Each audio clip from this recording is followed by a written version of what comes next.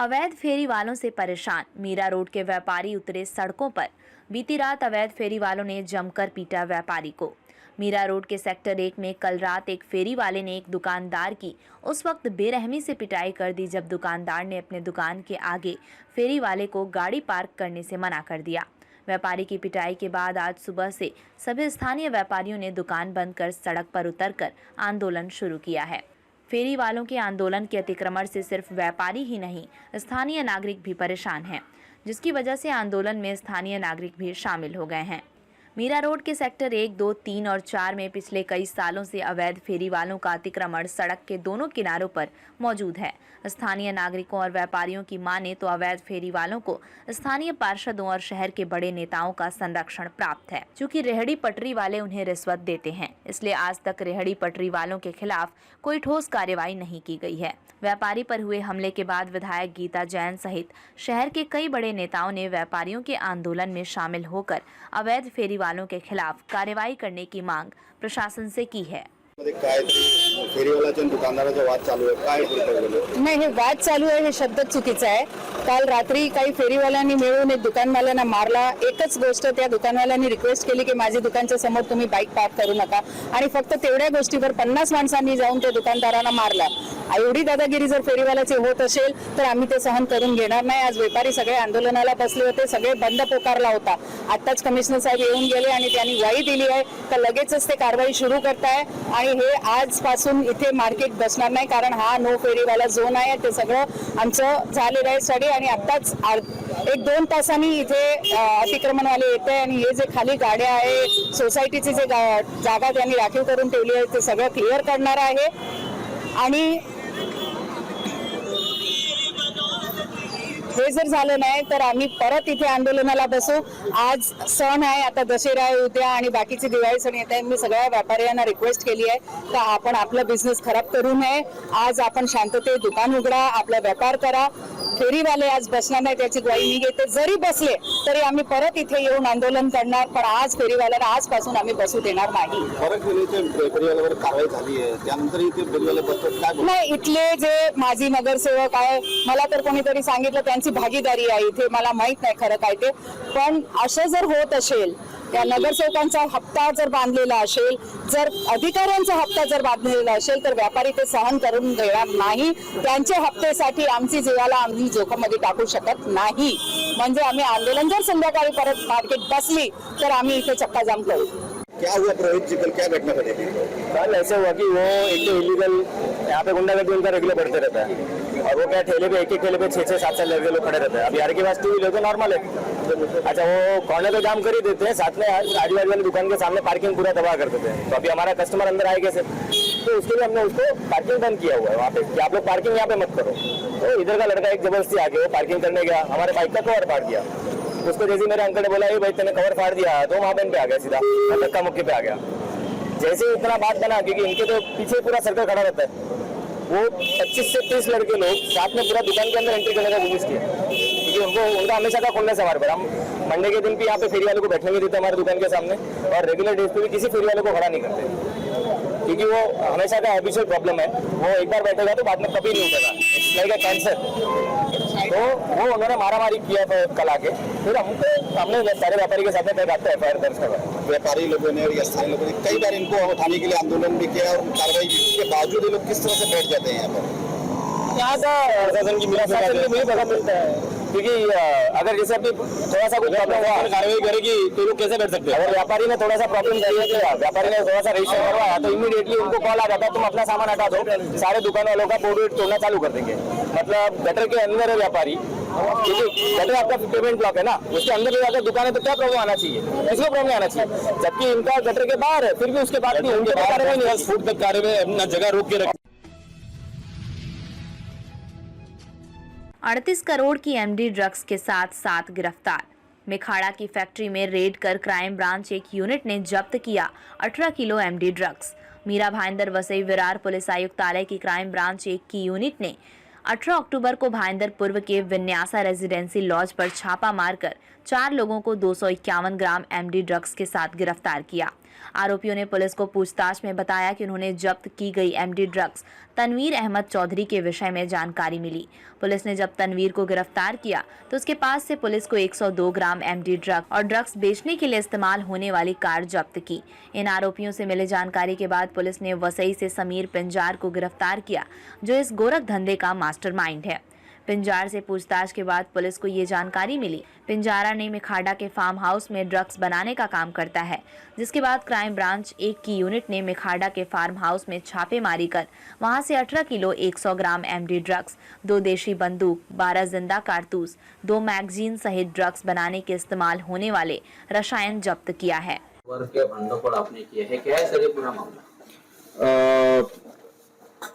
माननीय CP sir Madhukar Pandey sir के मार्गदर्शन में मीरा भाईंदर वसई विरार के आयुक्तालय के पूरे हद में एनडीपीएस के विरुद्ध मुहिम चलाई जा रही है। उस मुहिम के अंतर्गत हमारे यूनिट 1 के पीआई अविराज कुराडे, एपीआई गांगुर्डे और उनकी पूरी टीम को एक इंफॉर्मेशन मिली कि एक लॉज में कुछ लोग वहां पे आए हुए, वहां पे रह रहे और उनके पास में कुछ एनडीपीएस का सामान है। ऐसी इंफॉर्मेशन मिलने के बाद में हमारे जो पूरी टीम है उन्होंने वहां पे छापा मारा। छापा मारने के बाद में हमने वहां पे 4 लोगों को ताबे में लिया, गिरफ्तार किया और उनके पास में उनके नाम है सनी सलेकर, विशाल गोडसे, दीपक दुबे और शाहबाज सेवई। इन चारों के पास से अभी तक 250 ग्राम एमडी हमें उस वक्त में हमने जब्त किया। साथ ही एक गाउटी पिस्टल, उसके साथ में 2 बुलेट्स भी हमने उस वक्त में बरामद किए और उसी तहत हमने नवघर पुलिस स्टेशन में सीआर नंबर 640/2023 के तहत एनडीपीएस एक्ट और आर्म्स एक्ट के तहत हमने गुना दर्ज किया। इस गुने का इन्वेस्टिगेशन हमारी यूनिट 1 की टीम कर रही थी। इन्वेस्टिगेशन में हमें पता चला कि इन 4 आरोपियों को जो सामान सप्लाई करता था उसका नाम था तनवीर शेख, उसको हमने गिरफ्तार किया। उसके पास से हमने 102 ग्राम एमडी हमने बरामद किया, एक 4 व्हीलर बरामद की और तनवीर शेख के इंट्रोगेशन में पता चला कि वो गौतम घोष से ये माल लेता था। फिर गौतम घोष को हमने इन्वेस्टिगेशन किया और उसको ताबे में लिया और अटक किया। गौतम घोष से आगे की जो लिंक थी वो थी समीर पिंजर, जो वसई का रहने वाला है। उसको हमने अरेस्ट किया 22 तारीख को और उसके पास से हमें पता चला कि वो एक मोखाड़ा में उसने एक खुद का फार्म हाउस वहां पे खरीदा है, एक जगह बनाई थी और उसने जगह में वहां पे उसने कुछ रूम्स बना के वहां पे फार्म हाउस की जैसे वहां पे वो रखता था और वहां पे वो एमडी पूरा बनाता था। ऐसी हमें इंफॉर्मेशन मिलने के बाद में हमारी पूरी टीम वहां पे चली गई और वहां से हमने करीबन 18 केजी एमडी हमने वहां पे बरामद किया। साथ ही जो एमडी बनाने के लिए जो केमिकल्स लगते हैं, जो इक्विपमेंट्स लगते हैं, वो भी हमने वहां से बरामद किए और कुल मिला के अभी तक 7 आरोपियों को हमने अरेस्ट किया है। करीबन 18.5 केजी का एमडी हमने अभी तक बरामद किया है, जिसका इंटरनेशनल वैल्यू करीबन 38 करोड़ तक जाता है। साथ ही 2 पिस्टल जो गाउटी कट्टा है वो हमने बरामद किए है। उसके साथ ही 3 मैगजीन, 12 राउंड, एक 4 व्हीलर, एक 2 व्हीलर भी हमने अभी तक इन्वेस्टिगेशन में जब्त किए हैं। सर ललित पाटिल का कुछ इसमें कनेक्शन नहीं, अभी तक तो फिलहाल कुछ उसमें एंगल हमें सामने नहीं आया, बट इन्वेस्टिगेशन में हमें अभी तक उनकी कस्टडी लेंगे और उसमें कुछ जो भी जैसे भी कुछ इन्फॉर्मेशन आती है हम आपको बताएंगे। सर ये माल जो बनाते थे कहाँ सप्लाई करते थे, पूरे महाराष्ट्र में या महाराष्ट्र के बाहर भी लोग इस तरह के सप्लाई करते थे एमडी ड्रग को? अभी तो इंट्रोगेशन में पता चलेगा कि कहाँ सप्लाई होता है, क्या होता है। सर ये लोग ड्रग्स इस तरह से बनाया करते थे, कौन इनको मदद किया करता था और वो तकनीक इनको कहाँ से समझ में? ये जो समीर पिंजर है जो रहने का वसई है, ये करीबन उसकी उम्र 45 इयर्स है और ये पहले हैदराबाद में केमिकल फैक्ट्री में काम करता था। वहां पे उसने ये टेक्निक सीखी होगी, ऐसा प्रिलिमिनरी हमें इंफॉर्मेशन पता चल रहा है। और एक हैदराबाद में भी उसके ऊपर एक गुना दर्ज है, ऐसा इंफॉर्मेशन हमें पता चल रहा है। उसकी पूरी मालूमात भी हम लोग कर रहे हैं कि कौन सा ऑफेंस था, क्या सेक्शंस थे, उसकी सब डिटेल्स हम लोग मंगा के लेने वाले। सर ये लोग कब से यहाँ पर अपना कारोबार चला रहे थे, कितने सालों से, और उन्होंने अब तक का कितने करोड़ों का ट्रांजैक्शन किया? अभी तक 1.5 साल से ये ट्रांजैक्शन करते आया है। अब ऐसा हमें पता चल रहा है। सर कितने ऑनलाइन बरामद किए और कितने का माल बरामद किया? वो कहाँ से लाता था, उसको कहाँ से अवेलेबल होता है? जो केमिकल्स, कुछ केमिकल्स हमें अभी इंट्रोगेशन में अभी उसको पता करेंगे कि ये केमिकल्स कहाँ से लाता था, बट प्रिलिमिनरी अभी तक वो शायद ये ऑनलाइन कुछ पोर्टल्स है, वो ऑनलाइन पोर्टल से कुछ मंगाता था, ऐसा इंफॉर्मेशन हमें पता चला। सर इसमें और भी आरोपी होने की आशंका है? Yes, investigation. फिल्मी कनेक्शन है क्या इसका? कोई ड्रग जो है फिल्म क्षेत्र में भी सप्लाई होता है अभी तक तो। सर 4 आरोपी जो आपने बीबी रोड से पकड़े वो कहाँ के रहने वाले हैं? अच्छा, उसमें से जो सनी सलेकर, विशाल गौड़ से दीपक दुबे, शाहबाज सेवई, ये मुंबई के रहने वाले हैं, Dahisar most probably Dahisar area के हैं, और गौतम घोष और तनवीर शेख मीरा रोड में रहते हैं, और समीर पंजार जो है वो वसई में रहते सर हैं। आपकी टीम ने जब उन्हें गिरफ्तार किया 250 ग्राम आपने कहा उनसे जब किया, तो 250 ग्राम वो एक ही पैकेट में था कि छोटे छोटे पैकेट बना रहे थे? क्योंकि उस होटल में 10 दिन से ज्यादा से ठहरे हुए थे। डिटेल्स हम लोग आपको शेयर करेंगे। सर इसमें के एक सवाल पकड़ा गया, कितने आरोपी है? अभी तक हम लोगों ने 7 आरोपियों को अरेस्ट किया है। उसमें से 18.5 केजी 18.453 केजी हमने अभी तक बरामद किया है, और उसकी इंटरनेशनल वैल्यू करीबन 38 करोड़। वाले की भूमिका कुछ क्लियर की गई क्या? उससे पूछताछ हुई क्या? अभी इन्वेस्टिगेशन में। सर इसको लग के एक सवाल के पहले भी एक लॉज ओनर पकड़ा गया था और नाइजीरियंस को शेल्टर देने के जुर्म में नवी मुंबई पुलिस ने उसको पकड़ा था, तो वो भी एक लॉज ओनर था। अब ये इन लोग 9 तारीख से इस लॉज में रहे हुए थे, 9 को इन लोगों ने चेक इन किया था, 2 लोगों ने चेक इन किया और बाद में फिर और 4 लोग उधर आने जाने लगे। तो कहीं ना कहीं ऐसा नहीं लगता है कि अपने इधर जो लॉजेस वगैरह है उनके ऊपर हम लोग की सर्वेलेंस कम पड़ रही है? एग्जैक्टली, इन लोगों को एक शेल्टर मिल रहा है लॉजेस के अंदर। मैंने पहले ही मेरा स्टेटमेंट में हमने कहा था कि एनडीपीएस के तहत हमारी पूरी मुहिम अभी पूरे आयुक्तालय में हमने शुरू की है, माननीय सीपी सर के मार्गदर्शन में, और सभी जगह जैसे लॉजेस होंगे या जो भी अड्डे होंगे या कुछ एरियाज रहेंगे कि जहां हमें लगता है कि यहाँ पे एनडीपीएस का मटेरियल सप्लाई होता है या रखा जाता है या उसको बेचा जाता है, ये सभी चीजें हम लोग वेरीफाई करेंगे, और सभी होटल्स, लॉजेस ओनर्स को हम लोग स्ट्रिक्ट इंस्ट्रक्शंस इशू करेंगे कि ताकि ऐसी चीजें कुछ रहेगी या कुछ पता चलेगी तो इमीडिएटली पुलिस को इत्तला करे और आगे की कार्रवाई करे। सर आरोपी के पास कुछ हथियार भी मिले, क्या मोटिव था उनका उस हथियारों का?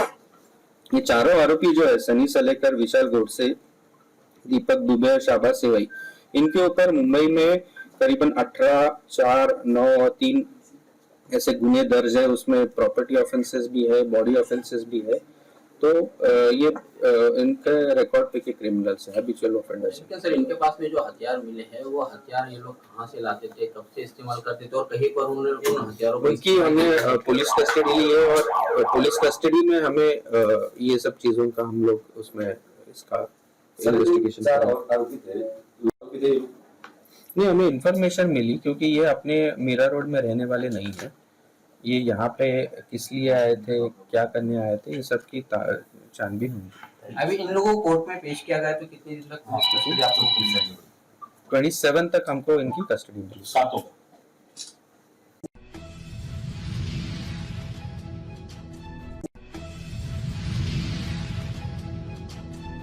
बुराई का प्रतीक रावण का भाजपा ने किया दहन।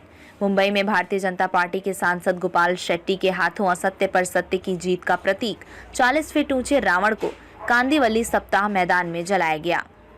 लगातार कई वर्षों से यहां पोईसर जिम खाना और युवक मंडल की तरफ से रावण दहन का आयोजन किया जाता है। बुराई रूपी रावण को आज राम रूपी पुण्य आत्मा जला रहे हैं। हम हर वर्ष रावण को जलाते हैं, लेकिन हर साल रावण फिर जिंदा हो जाता है। हम सबको मिलकर रावण रूपी बुराई को हमेशा के लिए खत्म करना चाहिए। आनंद और गर्व महसूस होता है। पोईसर जिमखाना और युवक मंडल के माध्यम से ये रावण दहन का कार्यक्रम अनेक वर्षों से हो रहा है और हर जो गर्दी है वो बढ़ते जा रही है। और इस साल तो आपने देखा कि इतने बड़े पैमाने पे लोग यहाँ पर आए हैं। खास करके छोटे छोटे बच्चों को माँ बाप अपने लेकर आ रहे हैं, यानी रावण दहन की जो विशेषता है वो उनको समझाते हैं। एक परिवार गोरेगांव से आए और उन्होंने अपने बच्चों को यहाँ पर लाया। ये मुझे बड़ी प्रसन्नता महसूस होता है इस बात को सुनते हुए, क्योंकि हम जब बचपन में थे तो माँ बाप रावण दहन क्या होता है, ये सारे हमारे सांस्कृतिक विरासत की जो महिमा है वो हमको सिखाते थे। आज भी माँ बाप सिखाते होंगे, क्योंकि इन दिनों तो कॉन्वेंट की पढ़ाई में तो समय मिलता नहीं है, लेकिन उसके बावजूद भी ये इस प्रकार के कार्यक्रम के माध्यम से मुझे लगता है कि आने वाली पीढ़ी को हमारी जो विशेषता है वो पता चलेगा। और मैं मीडिया से भी निवेदन करूंगा कि इसको आप एक दिन ना बताते हुए ज़्यादा से ज़्यादा इसका प्रचार करो, ताकि हमारे सनातन धर्म का जो पूरा ताकत जो है इसी पर है। दिवाली है, दशहरा है, होली है, ये इस प्रकार के जो सांस्कृतिक कार्यक्रम है, ये सिर्फ एक कार्यक्रम ना होते हुए तो इसके पीछे एक इतिहास है, इसके पीछे बहुत बड़ा स्टोरी है, और वो स्टोरी हम सबको प्रेरणा देती है आने वाले दिनों में काम करते।